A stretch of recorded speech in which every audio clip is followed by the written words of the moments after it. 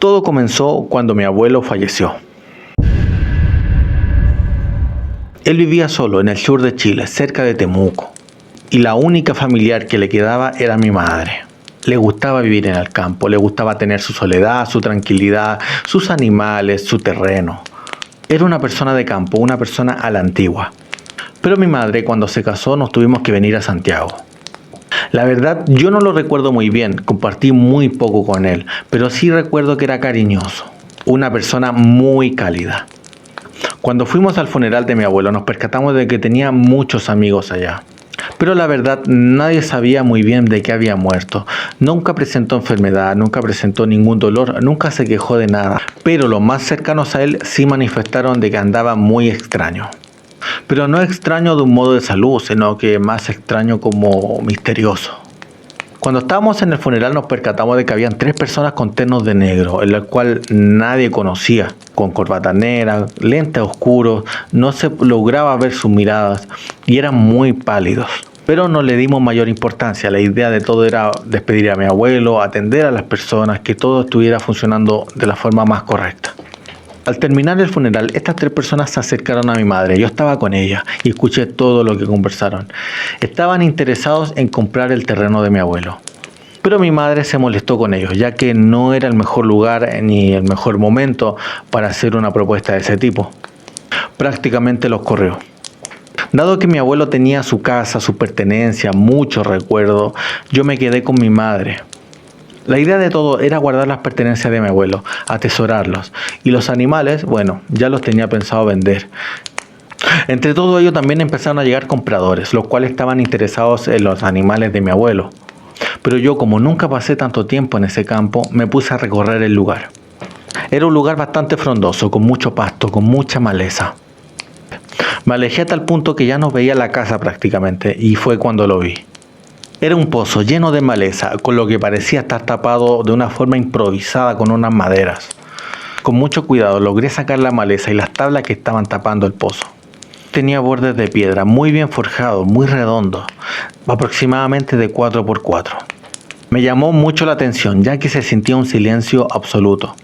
No veía el fondo o no lograba ver ningún rastro de agua a la vista. Fue cuando decidí lanzar una piedra. Cuando la lancé me quedé escuchando a ver si sentía el agua o si sentía algún golpe y no, solo se sentía el viento hacia abajo. No me sorprendí, ya que si estaba con maleza o estaba tapado, lo más probable es que ya no tuviese agua o estuviese fuera de servicio. Pero me sorprendió que al lanzar la piedra no se haya escuchado nada. Fui a buscar otra piedra más grande, la cual me costó trabajo levantarla y la lancé. Me asomé levemente solo para mirar si lograba ver algún ápice de luz. Y en eso que estaba mirando hacia abajo fue cuando sentí esa pequeña incomodidad, como si alguien te estuviera mirando, o de afuera o aunque suene raro, de adentro.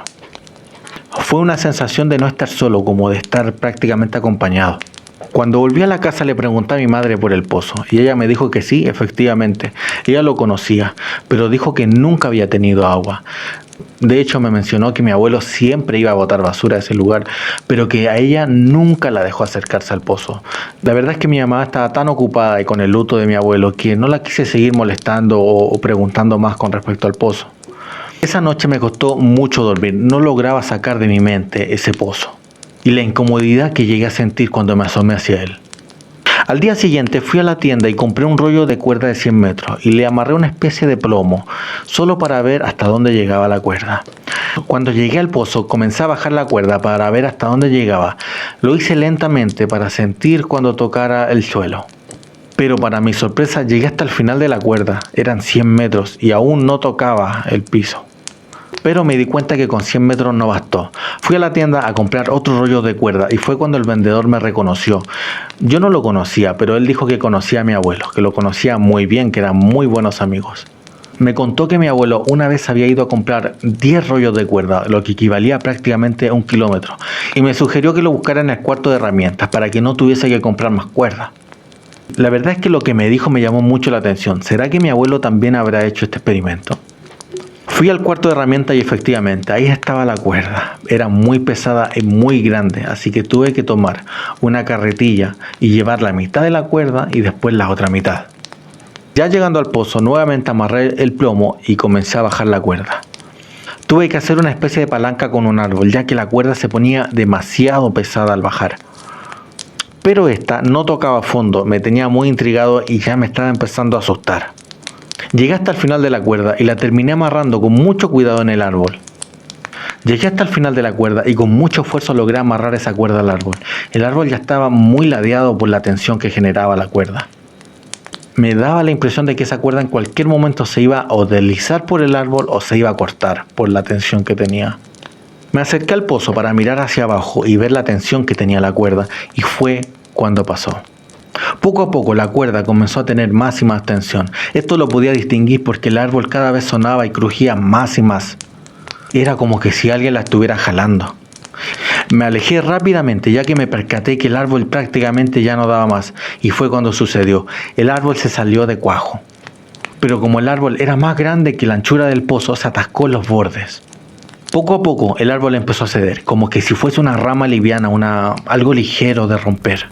Y hasta que el árbol ya no dio más, se quebró y se dobló hacia abajo.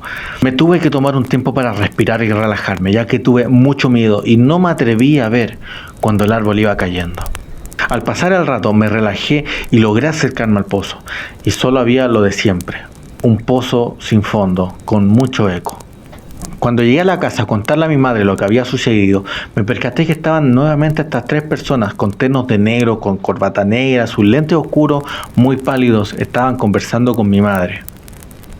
Una de las cosas que más me llamaron la atención de estas 3 personas de negro y que nunca me había percatado fue que no venían en auto.